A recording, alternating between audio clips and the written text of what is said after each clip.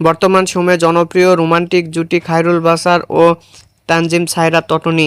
দিন দিন বাংলা নাটকের জনপ্রিয়তা বেড়ে চলেছে, সেই ধারাবাহিকতায় আবারও নতুন নাটক নিয়ে হাজির হয়েছেন জনপ্রিয় এই জুটি। নাটকটির নাম সুতরাং। এ নাটকটিতে অভিনয় করেছেন বর্তমান সময়ের আলোচিত অভিনেতা খায়রুল বাশার ও আলোচিত অভিনেত্রী